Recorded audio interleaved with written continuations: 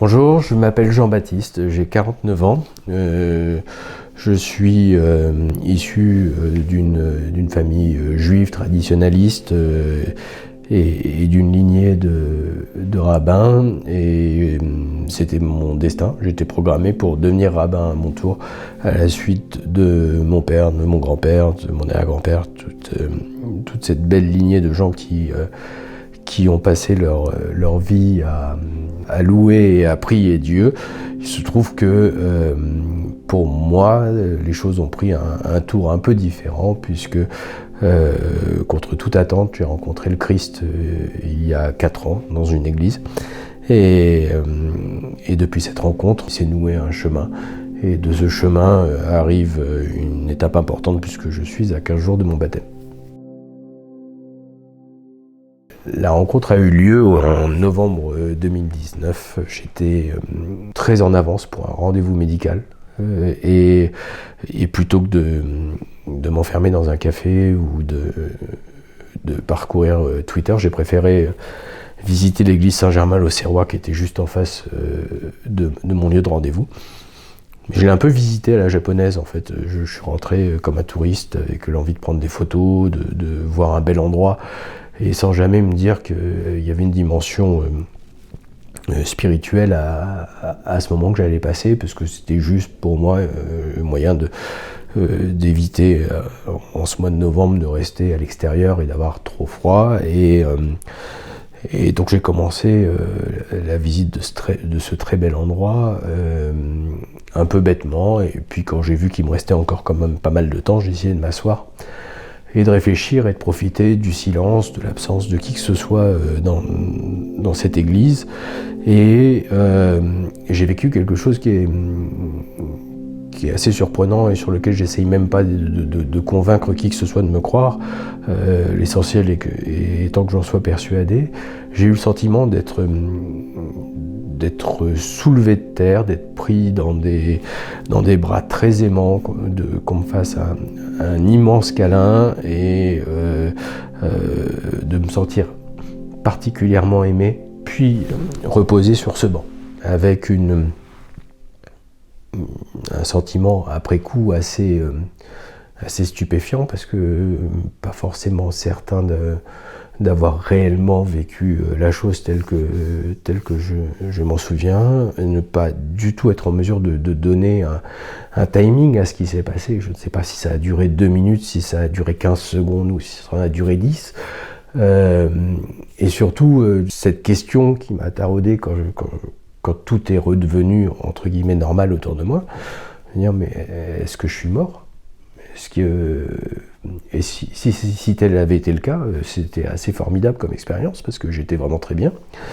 Ensuite, je me suis vite rendu compte que j'étais pleinement vivant, et je suis sorti de cette église un peu titubant, parce que je venais de me prendre un gros coup sur la tête.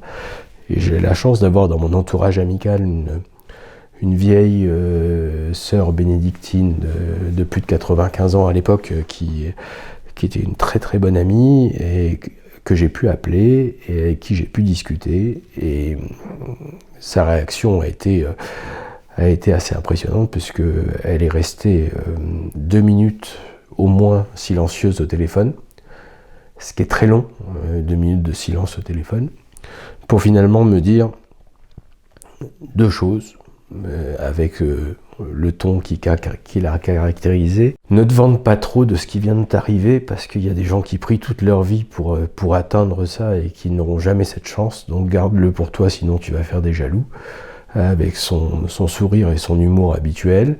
Et la deuxième chose, c'est il est venu, laisse-le revenir. Je lui dis, mais comment est-ce qu'on le laisse revenir ? Elle me dit, maintenant la question elle est pour toi, c'est plus à moi de répondre, c'est à toi de voir comment il peut revenir.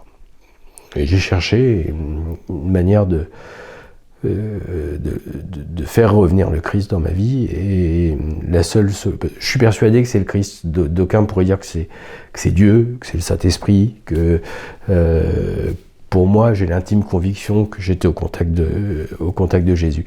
Je suis juste allé acheter les évangiles, et j'ai commencé par l'évangile de Jean, Et à la fin du prologue de Saint Jean, j'étais chrétien, j'étais pleinement chrétien. Donc du coup, je suis allé taper à la porte d'une paroisse pour demander le baptême.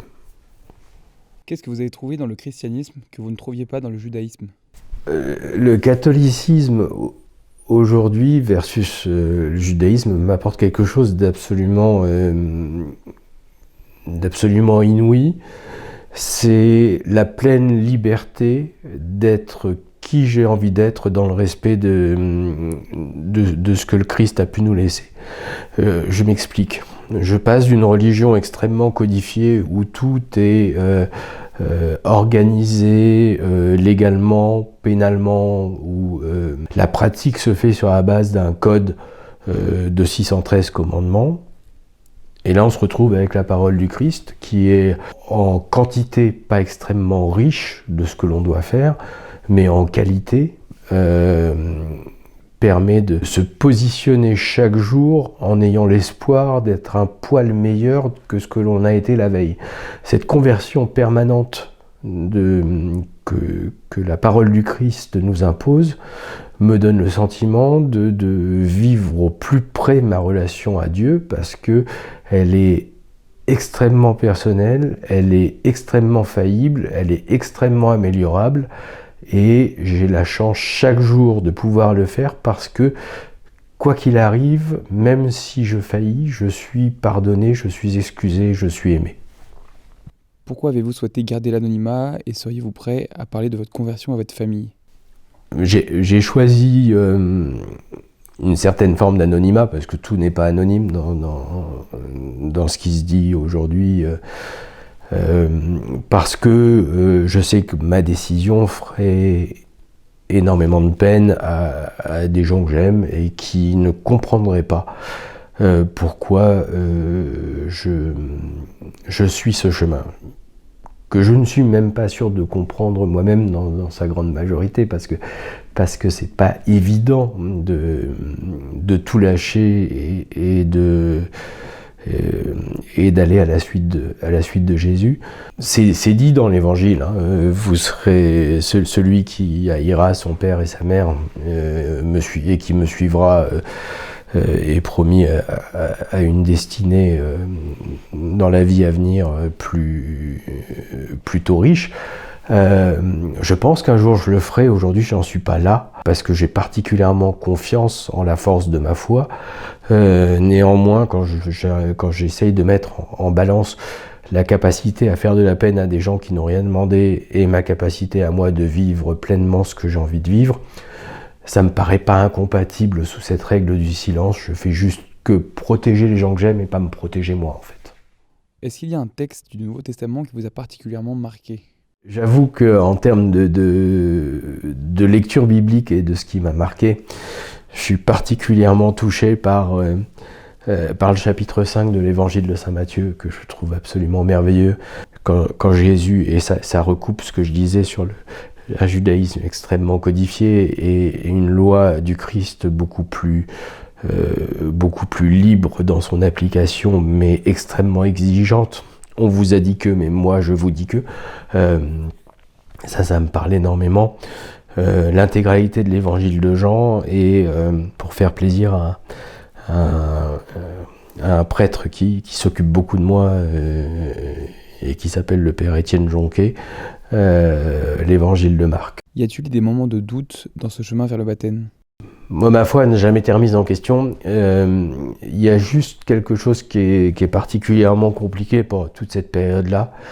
C'est que c'est d'une richesse absolue, parce que vous vivez des très belles choses, vous êtes très entourés, les gens sont absolument merveilleux avec vous, et en même temps c'est d'une solitude absolue, parce que vous êtes seul face à votre foi, vous êtes seul face à Dieu, vous êtes seul face à vos décisions, et quand vous doutez, vous êtes le seul à pouvoir imaginer pourquoi vous doutez. Donc du coup, il y a un peu cette dichotomie entre l'hyper-entourage et la profonde solitude du catéchuménat. C'est comme ça que je l'ai vécu, moi. Comment vous vivez les crises que traverse l'Église catholique à quelques jours d'en faire partie ? J'ai tout d'abord, je pense, une pensée particulière pour toutes les personnes qui ont été victimes de soucis liés à l'organisation de l'Église.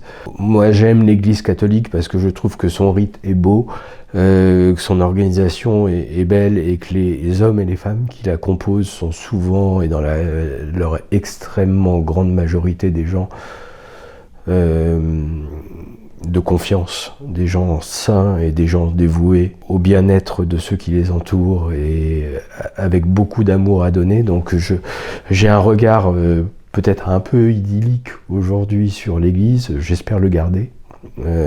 J'ai le sentiment en tout cas qu'aucune organisation de cette force et de cette puissance n'a eu le courage de se regarder en face autant que l'Église catholique et d'accepter d'entendre ce qui pouvait ne pas fonctionner et de se remettre en question avec autant de force. Donc j'ai extrêmement confiance dans cette Église et si je la rejoins, j'espère aussi pouvoir jouer un rôle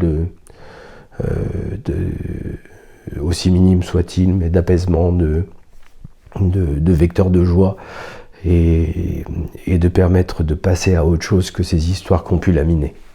Vous avez accepté cette interview et vous êtes particulièrement actif sur Twitter pour parler de votre foi. Est-ce que c'est important pour vous d'évangéliser avant même votre baptême ? L'évangélisation via les réseaux et en vous rencontrant, en fait, moi j'ai le sentiment que c'est mon charisme. Je m'explique, en fait, depuis que j'ai commencé cette démarche et depuis que j'ai commencé à en parler à des amis, il se passe pas une semaine sans que je ne ramène des gens à l'église, des gens qui ne sont pas allés à la messe depuis 30 ans, qui n'ont pas communié, qui n'ont pas été se confesser depuis... Donc j'ai vraiment le sentiment, en fait, que proclamer la parole de Jésus est un de mes devoirs. J'essaye de le faire, alors parfois sur le ton de la plaisanterie sur Twitter, parfois beaucoup plus sérieusement en disant aux gens que ça mange pas de pain de jeter un petit coup d'œil, ça mange pas de pain de venir à une messe et de passer un moment et d'évaluer après coup si on se sent mieux ou moins bien qu'après. Et alors j'espère vraiment continuer à travailler cet aspect-là de ce que j'aime bien être mon charisme, c'est-à-dire rapprocher les gens de l'évangile et de la parole de Jésus.